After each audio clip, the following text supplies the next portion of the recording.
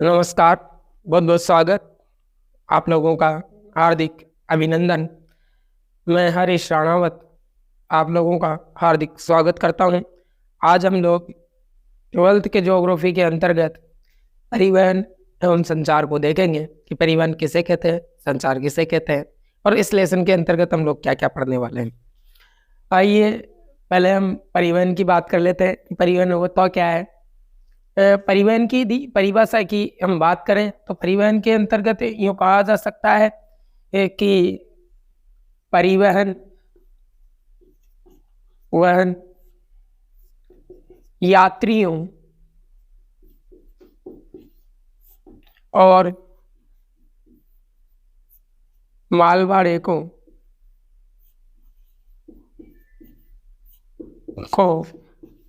एक स्थान से दूसरे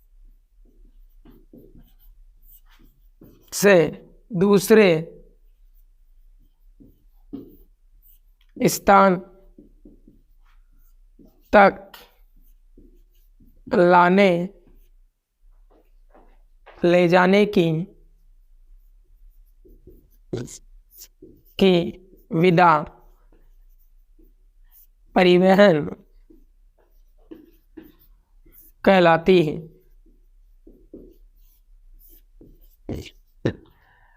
परिवहन क्या है? यात्रियों और माल भाड़े को एक स्थान से दूसरे स्थान तक लाने ले जाने की जो विधा है, जो कला है, उसे परिवहन कहा जा सकता है। और इस परिवहन के अंतर्गत हम जिन साधनों का प्रयोग करते हैं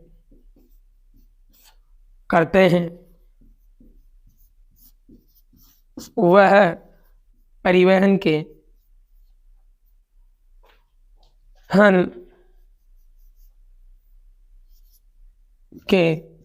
साधन कहलाते हैं। परिवहन के साधन कहलाते हैं। परिवहन के अंतर्गत यदि देखा जाए तो मूल रूप से यात्रियों और माल भाड़े को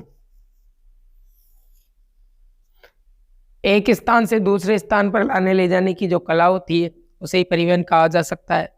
काफ़ी बार आप लोग रेलवे स्टेशन गए होंगे। वहाँ रेलवे स्टेशन के अंतर्गत बताया जाता है, वहाँ माइक के अंतर्गत अनाउंस होता रहता है कि यात्रीगण कृपया ध्यान दें, कोटा से चलकर बीना की ओर चल जाने वाली पैसेंजर या सवारी गाड़ी अपने निर्धारित समय से 20 मिनट की देरी से चल रही है। यात्रियों को हुई असुविधा के लिए हमें खेद है।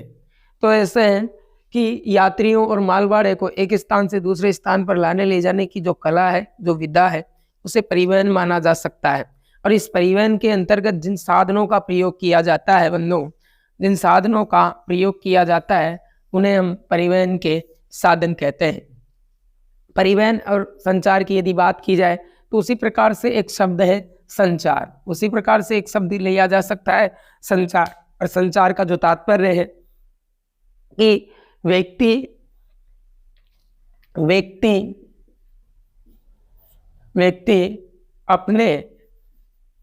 अपने विचारों का जो आदान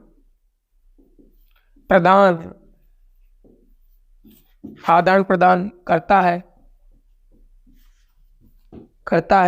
व्यक्ति जो अपने विचारों का आदान प्रदान करता है, मूल रूप से उसे संचार कहा जा सकता है। व्यक्ति जो अपने विचारों का आदान प्रदान करता है उसे संचार कहा जा सकता है। तो यह विचारों का आदान प्रदान किया जाता है और यहाँ परिवहन के अंतर्गत माल भाड़े का आदान प्रदान किया जाता है। यह माल भाड़े को एक स्थान से दूसरे स्थान पर लाने ले जाने की जो कला है वो परिवहन मानी जा सकती है। हम हमारे दैनिक जीवन के अंतर्गत जो वस्तुओं का उपभोग करते हैं, जो वस्तुओं का उपभोग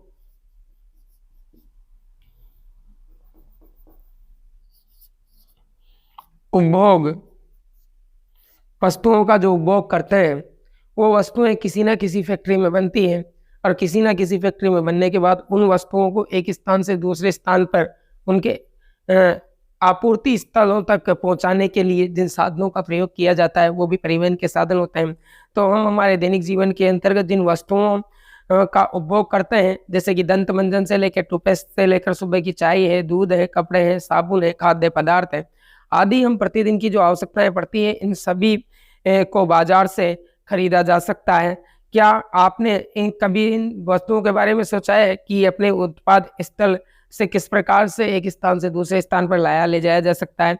इन सब की उत्पादन की जो खपत है वो किस प्रकार से हो सकती है, जहां से उपभोक्ता इन्हें खरीद सके। परिवहन के आधार पर या परिवहन के माध्यम से इन्हें एक स्थान से दूसरे स्थान पर लाया ले जाया जा सकता है। उत्पाद स्थलों से बाजार तक पहुंचाया जा सकता है। हम हमारे दैनिक जीवन के अंतर्गत अनेक प्रकार की फल है, सब्जियां हैं, किताबें हैं, कपड़े हैं, भौतिक अन्य वस्तुएं हैं, ये बल्कि लोग अपने विचारों का, दर्शनों का या संदेशों का भी आदान प्रदान करते हैं। तो इन संदेशों का जो आदान प्रदान किया जाता है, जो वस्तुओं का आदान प्रदान किया जाता है, उनका कोई ना कोई आधार होता है, कोई ना कोई उनके साधन होते हैं। अर्थात परिवहन वस्तु, यात्रियों और मालवाड़े को एक स्थान से दूसरे स्थान पर लाने ले जाने की जो कला है वो तो परिवहन मानी जा सकती है। लेकिन व्यक्ति अपने विचारों का जो आदान प्रदान करता है उसे संचार या कम्युनिकेशन कहते हैं। और परिवहन जिसे ट्रांसपोर्टेशन कहा जा सकता है, ट्रांसपोर्ट कहा जा सकता है उसे। आगे हम लोग ये देखते हैं कि परिवहन तथा संचार का उपयोग एक वस्तुओं की उपलब्धता वाले स्थान से उनके उपभोग वाले स्थान तक लाने ले जाने की जो कला है ये परिवहन मानी जा सकती है। हम लोग एक आरेख के माध्यम से परिवहन के साधनों को देखने वाले हैं। आप लोग इतने कई यहाँ से स्क्रीनशॉट लीजिए। मूल रूप से अब हम देख लेते हैं कि परिवहन के जो साधन हैं, परिवहन के वहन के साधन और जो परिवहन के साधन है, इन परिवहन के साधनों को हम लोग मूल रूप से 3 भागों में बांट सकते हैं। जैसे पहले परिवहन के साधन है स्थल परिवहन, स्थल परिवहन। परिवहन नंबर 2 यदि देखा जा सकता है तो स्थल परिवहन के बाद में जल परिवहन, जल परिवहन। आगे हम लोग जो देख सकते हैं वो है वायु परिवहन,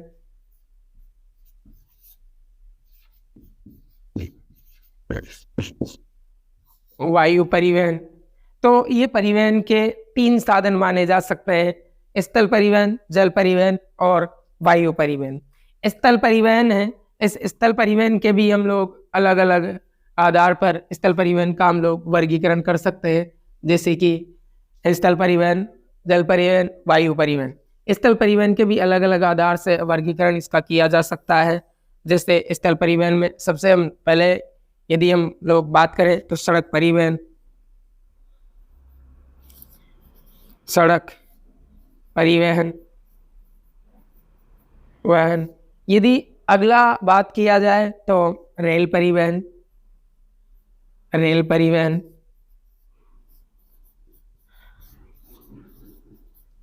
रेल परिवहन, अगले परिवहन की यदि हम बात करेंगे रेल परिवहन के बाद में तो नवीनतम पाइपलाइन परिवहन, पाइप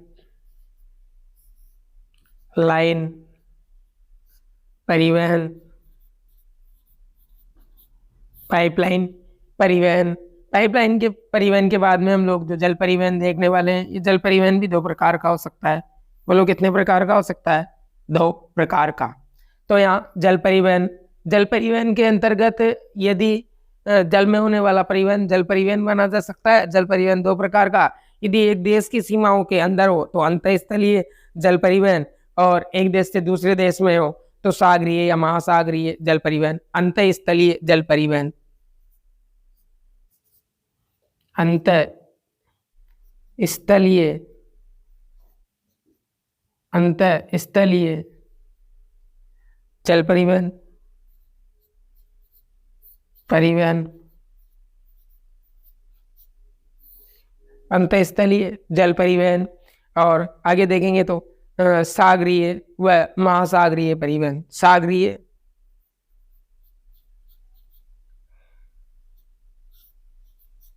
सागरीय या महासागरीय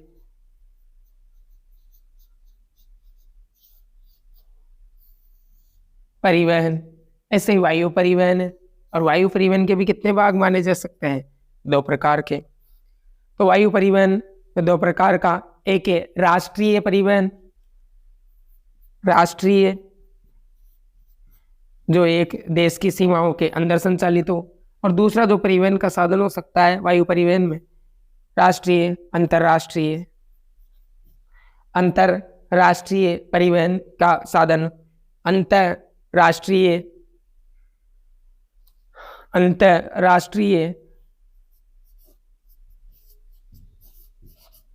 अंतरराष्ट्रीय परिवहन के साधन। अब परिवहन के जो साधन है, परिवहन के साधनों को हम लोग 3 भागों में बांट सकते हैं। जैसे नंबर 1 की बात की जाए, नंबर 1 तो स्थल परिवहन। स्थल परिवहन के बाद में नंबर 2 बात की जाए तो जल परिवहन। नंबर 3 की यदि बात की जाए तो यहाँ वायु परिवहन। नंबर 3 वायु परिवहन, ये लीजिए वायु परिवहन। स्थल परिवहन के अंतर्गत यदि बात की जाए तो स्थल परिवहन का वर्गीकरण 3 भागों में किया जा सकता है। नंबर 1 सड़क परिवहन, नंबर 2 रेल परिवहन, नंबर 3 पाइपलाइन परिवहन। स्थल परिवहन में सबसे नवीनतम परिवहन का साधन माना जा सकता है पाइपलाइन परिवहन। आगे जल परिवहन। जल परिवहन के 2 आधार हो सकते हैं, 2 प्रकार का ये जल परिवहन हो सकता है। नंबर 1 अंतःस्थलीय, एक देश की सीमाओं के अंदर संचालित होने वाला जल परिवहन अंतःस्थलीय जल परिवहन कहलाएगा। अगला है महासागरीय जल परिवहन। महासागरीय जो एक देश से दूसरे देश में संचालित हो सकता है। वायु परिवहन, और वायु परिवहन के अंतर्गत यदि हम देखा जाए तो ये भी 2 भागों में बांटा जा सकता है। एक राष्ट्रीय वायु परिवहन जो एक देश की सीमाओं के अंदर संचालित हो, इसे राष्ट्रीय परिवहन का साधन माना जा सकता है। आगे देखेंगे अंतर्राष्ट्रीय परिवहन का साधन, तो ये एक देश से दूसरे देश में होने वाला परिवहन वायु परिवहन माना जा सकता है। आगे हम यदि हम बात करें तुलनात्मक दृष्टिकोण से तो स्थल परिवहन। स्थल परिवहन के अंतर्गत यदि देखा जाए तो स्थल परिवहन, जल परिवहन, वायु परिवहन सबसे सस्ता परिवहन का साधन है। सस्ता परिवहन का साधन है तो जल परिवहन है। और महंगा परिवहन का साधन है तो वायु परिवहन है। सबसे तीव्र गति का परिवहन का साधन है, तीव्रतम परिवहन का जो साधन है वायु परिवहन। और सबसे धीमी गति वाला परिवहन का जो साधन है वो जल परिवहन माना जा सकता है। स्थल परिवहन के अंतर्गत यदि हम बात करें सड़क परिवहन की और रेल परिवहन की, तो छोटी दूरियों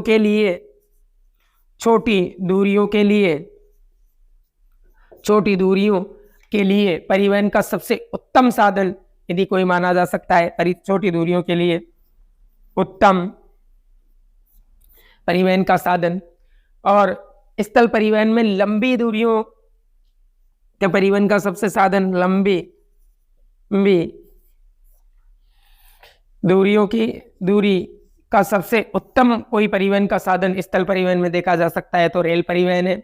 और तरल पदार्थों को एक स्थान से दूसरे स्थान पर लाने ले जाने के लिए, तरल पदार्थों को एक स्थान से दूसरे स्थान पर लाने ले जाने वाला कोई परिवहन का साधन सबसे उत्तम माना जा सकता है तो वो स्थल परिवहन माना जा सकता है। तो यहाँ पर परिवहन के जो साधन है उन परिवहन के साधनों को कितने भागों में बांटा जा सकता है? आप बोलो 3 भागों में। पहला है स्थल परिवहन, दूसरा जल परिवहन और तीसरा जो है वायु परिवहन। स्थल परिवहन कितने प्रकार के? 3 प्रकार के, सड़क परिवहन, रेल परिवहन, पाइपलाइन परिवहन। इधर देखेंगे जल परिवहन कितने प्रकार का? 2 प्रकार का, अंतःस्थलीय जो एक देश की सीमाओं में संचालित हो, और जल परिवहन का दूसरा प्रकार है सागरीय महासागरीय परिवहन का साधन। ये वो परिवहन का साधन माना जा सकता है जो एक देश से दूसरे देश में जोड़ेगा। वायु परिवहन ये भी दो प्रकार का हो सकता है। सबसे महंगा है, सबसे तीव्र गति का परिवहन का साधन है। और बहुमूल्य व हल्की वस्तुओं को, बहुमूल्य और हल्की, शीघ्र नाशवान वस्तुओं को एक स्थान से दूसरे स्थान पर लाने ले जाने का सबसे उत्तम परिवहन का साधन कोई माना जा सकता है तो राष्ट्रीय वायु परिवहन और अंतर्राष्ट्रीय वायु परिवहन। राष्ट्रीय वायु परिवहन वह है जो एक देश की सीमाओं के अंदर संचालित होगा। अंतर्राष्ट्रीय वायु परिवहन वह है जो एक देश से दूसरे देश की सीमाओं के अंदर संचालित किया जा सकता है। आप इसका स्क्रीनशॉट लीजिए, हम आगे देखेंगे स्थल परिवहन के अंतर्गत। और स्थल परिवहन में पहला परिवहन देखेंगे हम लोग सड़क परिवहन। स्क्रीनशॉट लीजिए। सड़क परिवहन के अंतर्गत हम लोग सबसे पहले जो परिवहन के साधन देख रहे थे, उन परिवहन के साधनों के अंतर्गत स्थल परिवहन की हम लोग बात करने वाले हैं। स्थल परिवहन के बारे में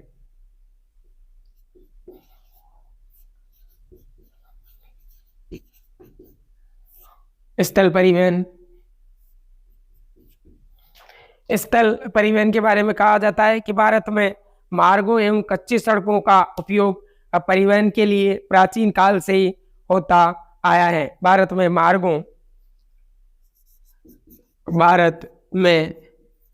मार्गों और कच्ची सड़कों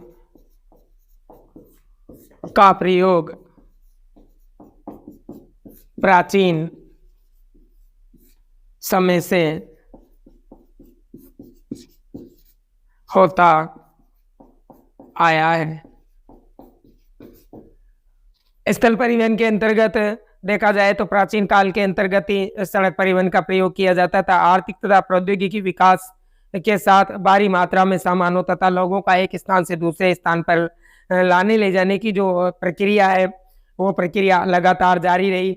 इस स्थल परिवहन के अंतर्गत सड़क परिवहन और रेल परिवहन तथा रज्जू मार्गों, जिसे हम तार मार्ग भी कहते हैं, और पाइपलाइन परिवहन, इन परिवहन के साधनों की बात प्राचीन समय से ही होती आई है। उसके अंतर्गत हम लोगों ने देखा है कि केबल मार्ग भी देखे। केबल मार्गों के साथ पाइपलाइनों के जैसे साधनों का विकास किया जा सकता है। इसकी विशिष्ट सामग्री को विशिष्ट परिस्थितियों के आधार पर पूरा किया जा सकता है। आगे हम लोग स्थल परिवहन में जो परिवहन का साधन सबसे पहले पढ़ने वाले हैं, वो परिवहन का साधन देखेंगे सड़क परिवहन। सड़क परिवहन, तो पहला परिवहन का हम लोगों का जो साधन होगा वो सड़क परिवहन होगा। वो लोग कौन सा परिवहन होगा? सड़क परिवहन। आप लोग यहाँ तक का स्क्रीनशॉट लीजिए।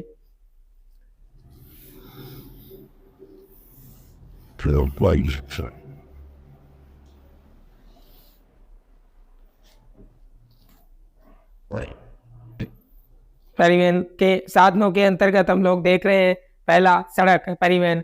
भारत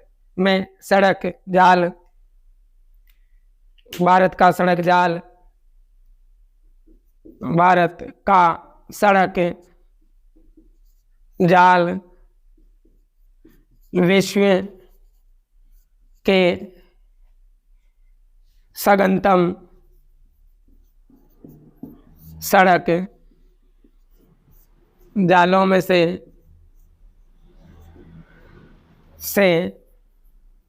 एक माना जा सकता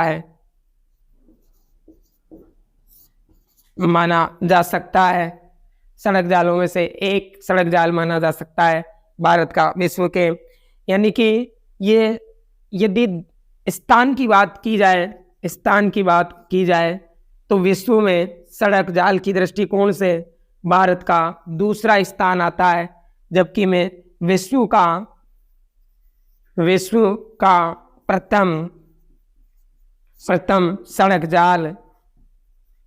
जाल यदि किसी का है तो वो USA संयुक्त राज्य अमेरिका का माना जा सकता है। सड़क मार्गों की दृष्टिकोण से या सड़क जाल की दृष्टिकोण से भारत विश्व का दूसरा बड़ा देश है और पहला बड़ा देश USA संयुक्त राज्य अमेरिका माना जा सकता है। भारत में सड़कों की जो कुल लंबाई है उस लंबाई का यदि रिकॉर्ड देखा जाए तो भारत में सड़क मार्गों की लंबाई मूल रूप से 56 लाख वर्ग किमी मानी जा सकती है।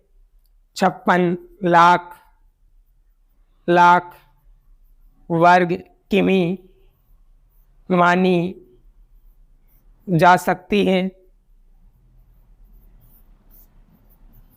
56 लाख वर्ग किमी मानी जा सकती है। ये 2018 के आंकड़ों के आधार पर रिपोर्ट दर्ज की गई है कि भारत के अंतर्गत सड़क जाल कितना है, लगभग 56 लाख वर्ग किमी पर सड़क जाल पाया जा सकता है। सड़क जाल से यूँ कहते हैं सड़कों से 85% यात्री यात्रा करते हैं। भारत में एक वर्ष के अंतर्गत 85% यात्री सड़क मार्ग के माध्यम से यात्रा करते हैं।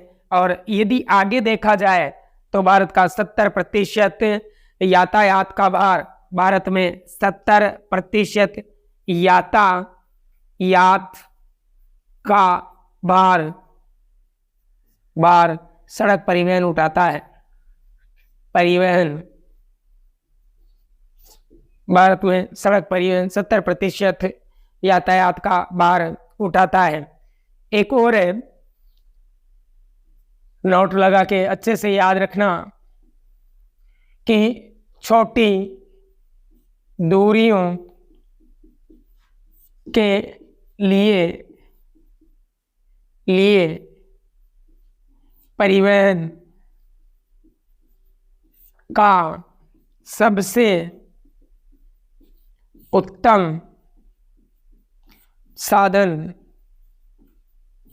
सड़क परिवहन माना जा सकता है। छोटी दूरियों के परिवहन के लिए सबसे उत्तम साधन यदि कोई माना जाता है तो सड़क परिवहन माना जा सकता है। सड़क परिवहन छोटी दूरियों के लिए रेल परिवहन से अधिक अच्छा माना जाता है। भारत में पहली सड़क का जो निर्माण किया गया वह यह देखना आप लोग इनसेट में इस बॉक्स के अंतर्गत कि भारत में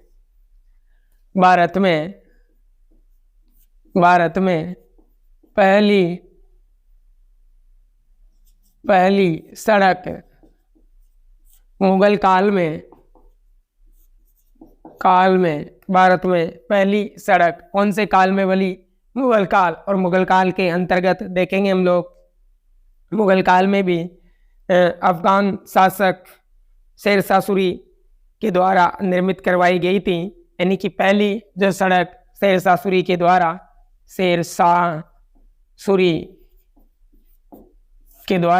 पहली सड़क का जो निर्माण किया गया वो निर्माण मूल रूप से यूँ कहते हैं कि यहाँ देखो आप लोग, ये भारत का मानचित्र छोटा सा,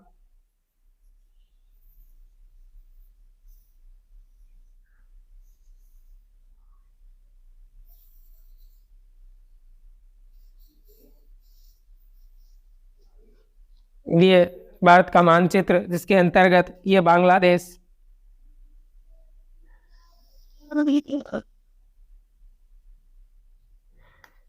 भारत में पहली सड़क का निर्माण शेरशाह सूरी के द्वारा करवाया गया, जो पेशावर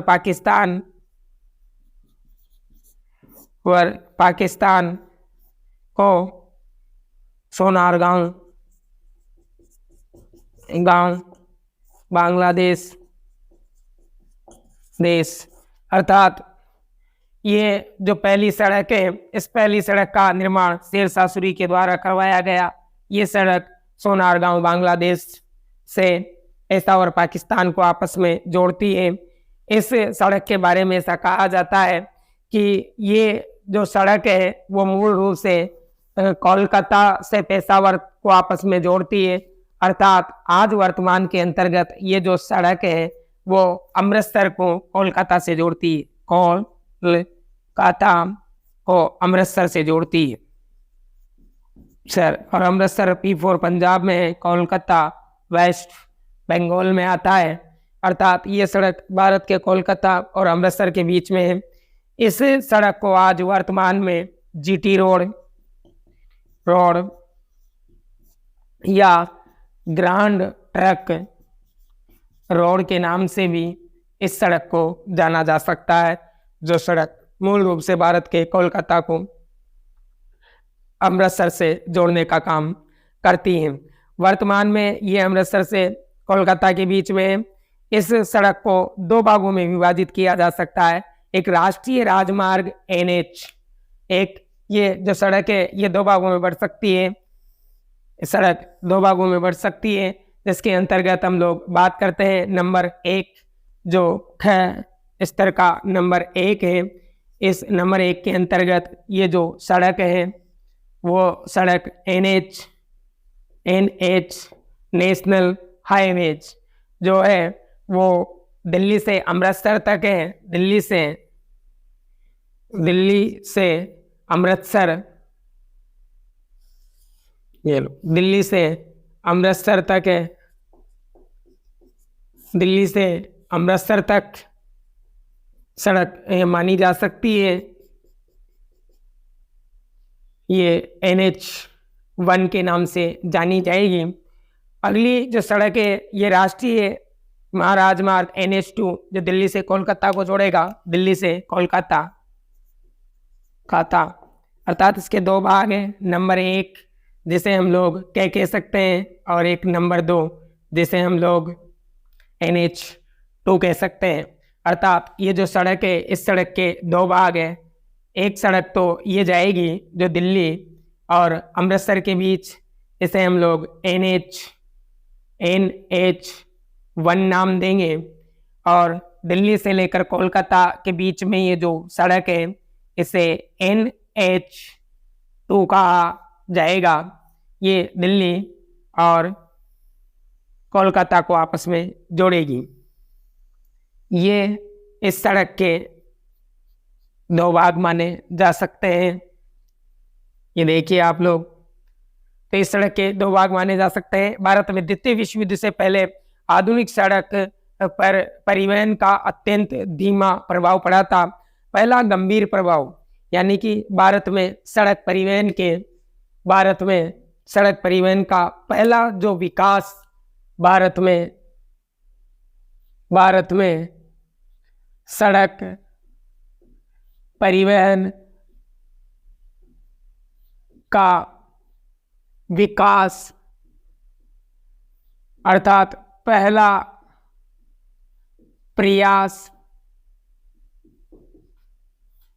प्रयास 1943 में किया गया, नागपुर योजना बनाकर। अर्थात भारत में सड़क परिवहन में पहला प्रयास किया गया जब नागपुर योजना बनाई। फिर उसके बाद में रजवाड़ों के द्वारा भी कुछ प्रयास किए गए।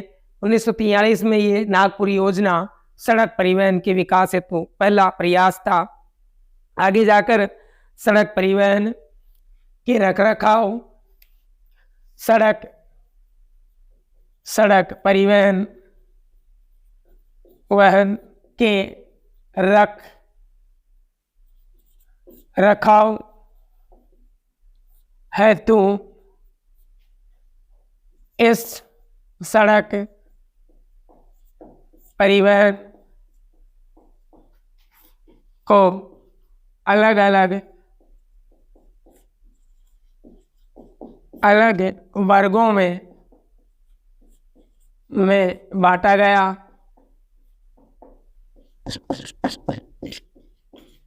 गया है। जैसे कि सड़क परिवहन केंद्रीय स्तर पर देखा जाए तो हम लोग इनको राष्ट्रीय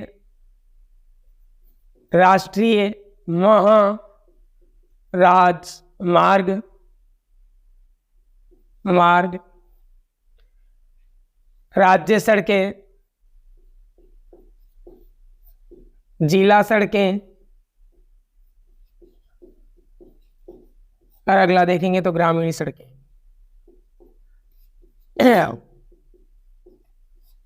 ये 4 प्रकार की सड़कें हो सकती है और हम चारों प्रकार की सड़क के बारे में अलग अलग प्रकार से देखेंगे। पहला हम जो देखेंगे वो देखेंगे राष्ट्रीय महाराजमार्ग। पहला जो हम देखेंगे, नंबर 1 राष्ट्रीय महाराजमार्ग।